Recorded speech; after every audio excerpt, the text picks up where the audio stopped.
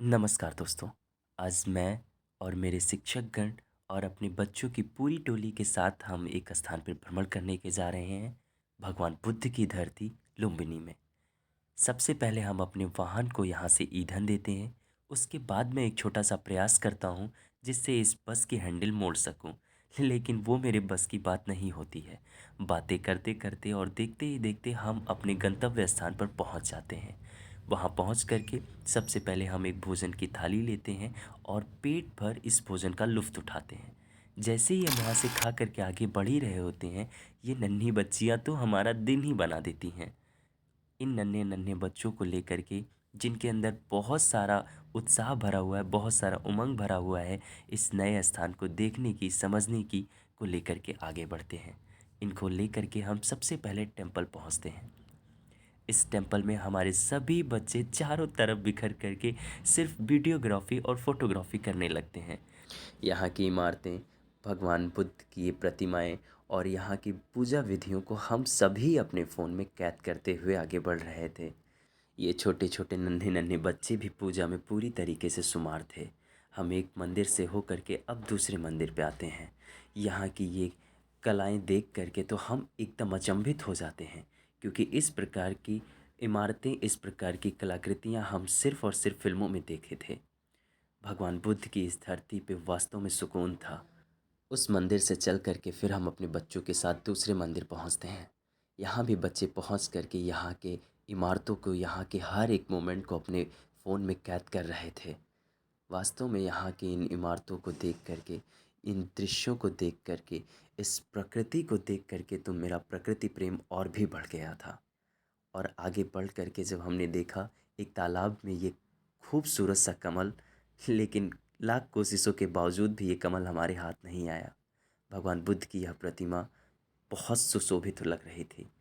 फिर हम इस भवन में पहुंचते हैं और यहाँ पहुंच कर के हम अपने शिक्षक गणों एवं अपने प्यारे बच्चों के साथ बैठ कर के समूह में एक तस्वीर को अपने कैमरों में कैद करते हैं। अंदर आगे जाने पर कुछ इस प्रकार की योद्धाओं की कलाकृतियाँ यहाँ दिखाई देती हैं। ये सूरज के साथ ये चित्र, ये बालक परेशान हो गया था मंदिरों में जूते निकाल निकाल करके, लेकिन फिर भी हम इस मंदिर में पहुंचते हैं, प्रवेश करते हैं।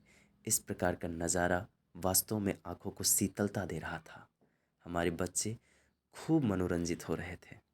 उसके बाद हम अपने शिक्षक गणों के साथ बैठ कर के इन बच्चों को गेट नंबर 5 तक पहुंचाने वाले मार्ग का विचार करने लगते हैं, जिसमें हमें इस बगल बैठे हुए भैया की सहायता मिलती है, जिससे हमारा ये काम आसान हो जाता है। और हम फिर बिना एक क्षण की भी देरी किए हुए इस भवन से निकल कर के बाहर जाने लगते हैं। लेकिन जैसे ही हम यहाँ से निकलते हैं, हमें कुछ आश्चर्यजनक चीज़ें दिखाई देती हैं, जिसमें बहुत सारी भगवान बुद्ध की छोटी प्रतिमाएं थीं। और अंत में हम इस लौ दीपक के पास पहुँचते हैं, जिसे देख कर के एक अनन्य सुख मिल रहा था। और ढलते सूरज के साथ ही हम इस लिटिल बुद्धा की प्रतिमा के पास पहुँचते हैं, जो कि एक स्वर्ण प्रतिमान की तरह चमक रहे थे। उसके बाद इस लुम्बिनी के स्थान पर पहुंच करके हमारे सारे बच्चे फिर इस लम्हे को, इस मोमेंट को अपने कैमरों में कैद कर रहे थे। मैं इन बच्चों के साथ शुमार था और ये मेरे नन्हे नन्हे बच्चे काफ़ी थक गए थे। ढलते हुए सूरज की किरणें इन्हें और थका रही थीं, और साथ में ये मानसरोवर ढलते हुए सूरज के साथ असीम सुख दे रहा था। फिर हमारे बच्चे, हमारे टीचर्स, फिर हम हौसला बढ़ कर के मुख्य मंदिर, जहाँ पे भगवान बुद्ध का जन्म हुआ था, उस स्थान की ओर चल देते हैं। हमारे ये नन्हे नन्हे बच्चों का उत्साह थोड़ा कम ज़रूर हो गया है, लेकिन मुझे उम्मीद है कि उस स्थान पर पहुँच कर के इन्हें काफ़ी अच्छा लगेगा। और फिर ये हिम्मत कसते हुए अपने पैरों को उस मंदिर की ओर बढ़ाते हैं। हमने टिकट लिया, फिर बच्चों की 2 पंक्तियाँ अरेंज कराई और उसके बाद इन बच्चों के साथ एक अच्छा व्यवहार दिखते हुए हम लोगों ने इनको मंदिर के अंदर प्रवेश कराया। और भगवान बुद्ध की यही वो जन्मस्थली है जिसकी तरफ हमारे पैर जब पड़ रहे थे, तो एक असीम सा सुख मिल रहा था अंदर। क्योंकि फ़ोटोग्राफी मनाही थी तो हम अंदर की तस्वीरें कैद नहीं कर सके, लेकिन बाहर की ये दीवारें इस बात की गवाही दे रही थीं कि भगवान बुद्ध का नज़ारा यहाँ कैसा रहा होगा।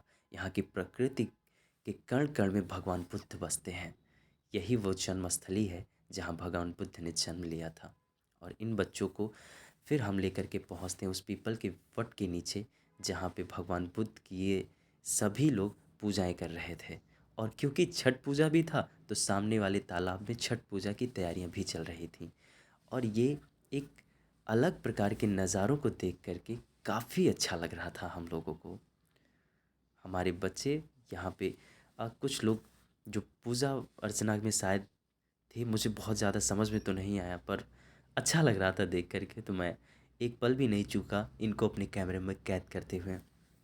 फिर अपने बच्चों को ले करके मैं एक निश्चित दिशा की ओर आगे बढ़ रहा था, और ये बच्चों के साथ शरारत करते हुए, इनको थोड़ा सा आनंद देते हुए इनको ले करके मैं आगे की तरफ बढ़ रहा था। और ये बच्चे काफ़ी शरारती थे। फिर हम उस मोमेंट पे पहुंच गए जब हमें इस मंदिर को, इस स्थान को छोड़ करके अपने घर की ओर जाना था। चेहरे काफ़ी उदास थे हमारे बच्चों के, हमारे भी, क्योंकि ऐसे स्थानों पर घूमने का मौका, ऐसे स्थानों पर समय बिताने का मौका जितना ज़्यादा मिले हमें कम ही लगता है। फिर हम अपने इस बच्चों को लेकर के बस की तरफ बढ़ रहे थे, और आगे जैसे ही हम बढ़े तो कुछ फॉरेनर दिखाई दिए। फिर हमने उनके साथ थोड़ी सी मस्ती की, हमने उन्हें हाय किया, उन्होंने भी हमें रिप्लाई में लेकिन हेलो बोला। क्योंकि जहाँ से हमें निकलना था और जहाँ तक हमारा बस था वहाँ का लंबा सफ़र था, तो इस लंबे सफ़र में मैं काफ़ी थक गया था। और ये बच्चे मेरा सहारा बने।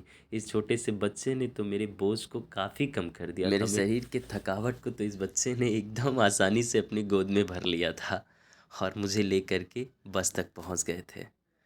फिर हम लोगों ने बच्चों की यहाँ एक पंक्ति लगाई, जिससे हमने बच्चों की संख्या गिनी। फिर जैसे ही हम अपने बस के पास जाने लगे, यहाँ के कल्चर का एक सुंदर सा नज़ारा फिर हमारे आंखों के सामने आ गया, और हम इसमें कुछ देर तो लीन ही हो गए थे। यहाँ के नृत्यों को देख करके आनंद सा महसूस हो रहा था। हम यहाँ पे फिर से लग गए इन पलों को अपने कैमरों में कैद करने में। उसके बाद से फिर हम अपने बस में बैठे आगे की ओर बढ़ने लगे। रास्ते में फिर हमने पहुँच करके देखा कि छठ पूजा की भव्य तैयारियां हो रखी हैं, काफ़ी सुंदर सा मेला लग रखा है। फिर हम बस में बैठ करके, क्योंकि आज वर्ल्ड कप भी था, तो हम वर्ल्ड कप का पूरा आनंद ले रहे थे। लेकिन फिर मैच के जैसे हालात थे, हमारा दिल बैठ गया था, और बैठे हुए दिलों को लेकर के हम अपने घर की तरफ ये मनाते हुए बढ़ रहे थे कि आज इंडिया जीतेगी।